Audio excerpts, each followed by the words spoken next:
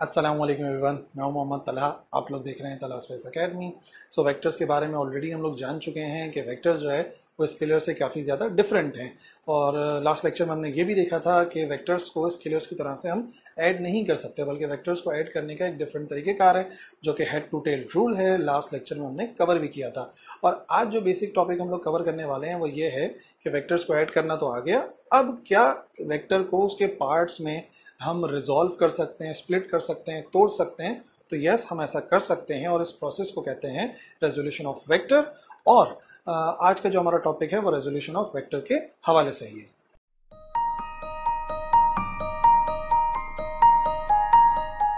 सबसे पहले resolution of vector की डेफिनेशन को समझ लो। देखो, अगर किसी वेक्टर को उसके अज्जा में, उसके कंपोनेंट्स में रिजॉल्व किया जाता है, तोड़ा जाता है या स्प्लिट किया जाता है, तो इस प्रोसेस को कहते हैं रेजोल्यूशन ऑफ वेक्टर।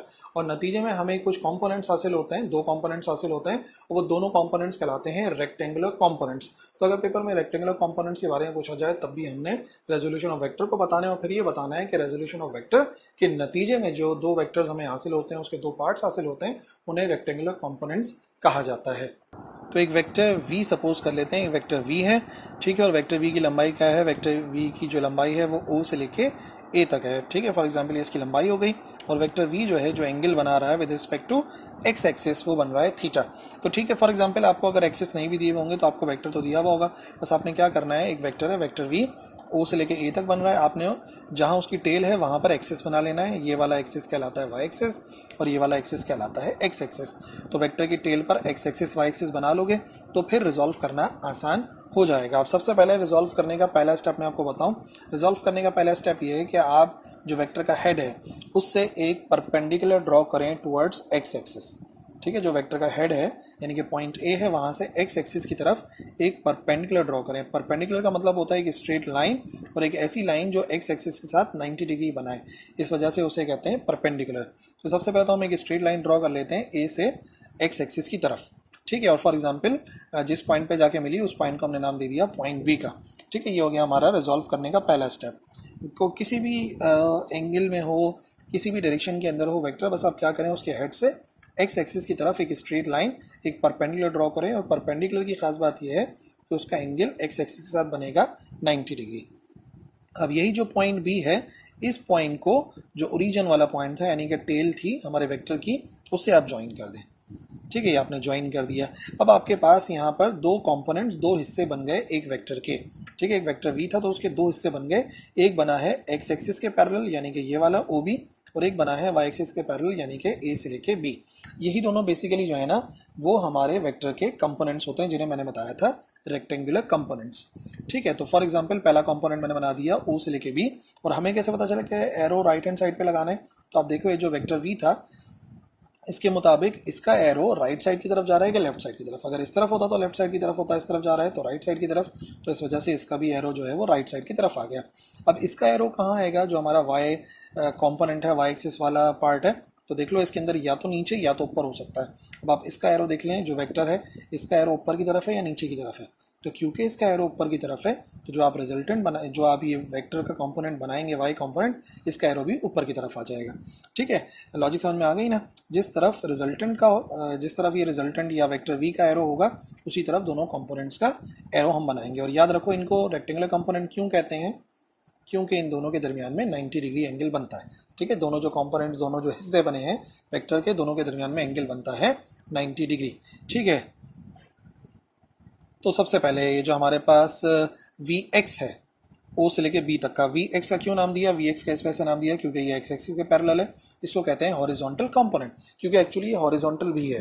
हॉरिजॉन्टल कहते हैं बिल्कुल जो हमारे अर्थ के, या हमारी जो ग्राउंड होगी, या ग्राउंड देख लो, या आप डेस्क पर बैठे हो तो आप डेस्क की बिल्कुल जो लाइन में है यानी कि पैरेलल अगर देखोगे तो उसे हॉरिजॉन्टल कहते हैं, ठीक है। और दूसरा जो कंपोनेंट है जो वाई एक्सिस के पैरेलल था उसको हमने नाम दिया वी वाई का।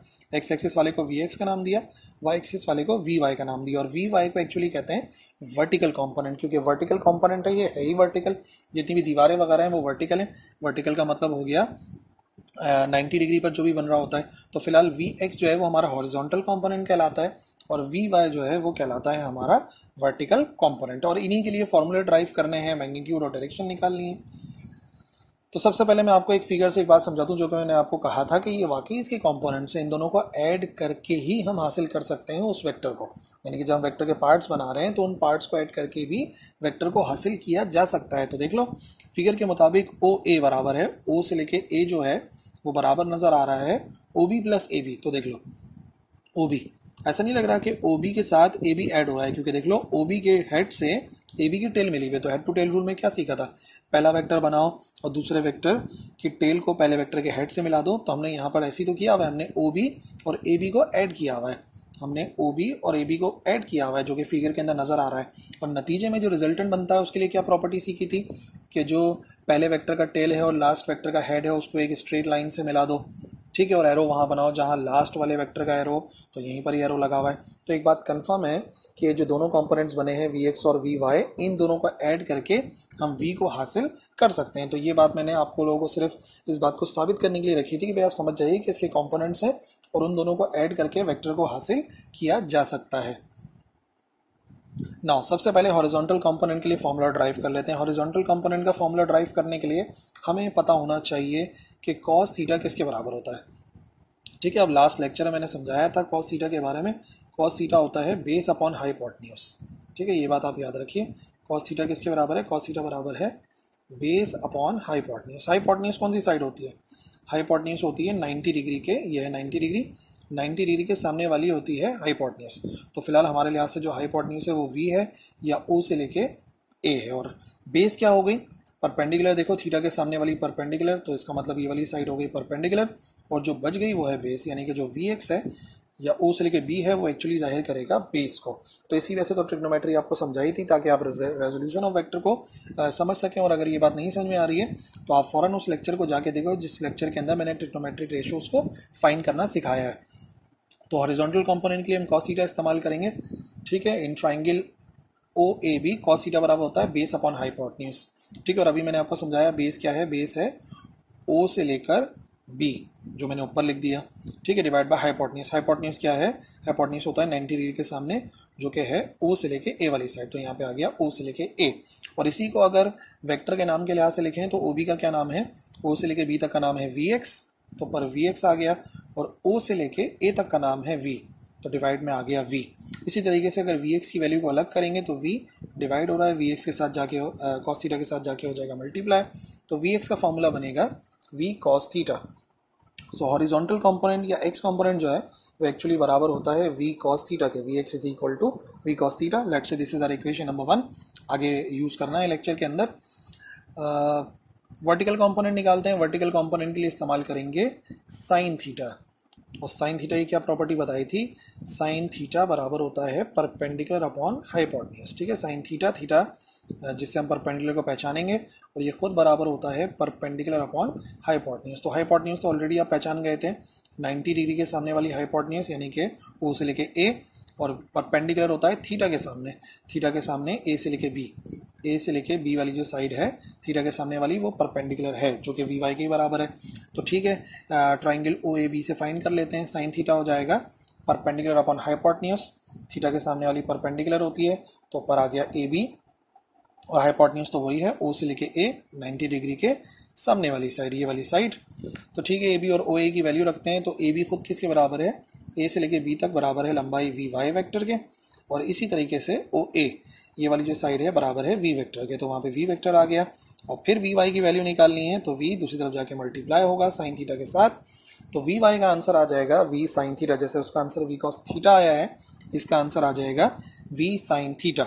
ठीक है, अब हमने कंपोनेंट्स निकालना सीख लिया। अब इन कंपोनेंट्स की मदद से वेक्टर वी का मैग्नीट्यूड निकालना और डायरेक्शन निकालना सीख लेते हैं। इक्वेशन 1 याद रखो वी कॉस थीटा है, और इक्वेशन 2 है v sine theta. So direction मालूम करने के लिए क्या करेंगे, डिवाइड कराएंगे इक्वेशन नंबर 2 को इक्वेशन नंबर 1 से। साइन थीटा वाली जो इक्वेशन थी उसको कॉस थीटा वाली इक्वेशन से डिवाइड कराएंगे, तो हमारे पास आएगा v y is equal to v sine theta होता है, v y is equal to v sine theta, और वी एक्स होता है वी कॉस थीटा के बराबर। So v y divide by v x और v sine theta divide by v cos theta, v से v हो जाएगा कैंसिल, तो हमारे पास आ जाएगा we y divide by v x tan theta. Tan theta इस वजह से आ गया क्योंकि sine theta divide by cos theta खुद बराबर होता है टेन थीटा के, sine theta over cos theta tan theta के बराबर होता है, जैसे कि ट्रिग्नोमेट्री वाले लेक्चर में भी मैंने समझाया था आपको। So v y divide by v x is equal to tan theta, और क्योंकि मुझे वैल्यू चाहिए थीटा की तो हमें टेन इनवर्स लेना होगा, और टेन इनवर्स लेंगे तो आंसर आ जाएगा tan inverse v y divide by v x. तो कभी भी अगर एंगल मालूम करना होता है वेक्टर्स के कंपोनेंट से वेक्टर का एंगल मालूम करना होता है तो उसके लिए हम यही फॉर्मूला इस्तेमाल करते हैं, theta is equal to tan inverse v y over v x. So that's it. I hope अब आपको जो है वो कोई परेशानी नहीं होगी वेक्टर्स को रिजॉल्व करने में, उससे मैग्नीट्यूड फाइंड करने में, और उससे वेक्टर की डायरेक्शन को फाइंड करने में। और अगर कोई कंफ्यूजन रह गई है तो लिख दो कमेंट सेक्शन के अंदर, मैं इंशाल्लाह रिप्लाई करूंगा। इस लेक्चर की इतना ही है, अगले लेक्चर मिलेंगे। अल्लाह हाफिज़।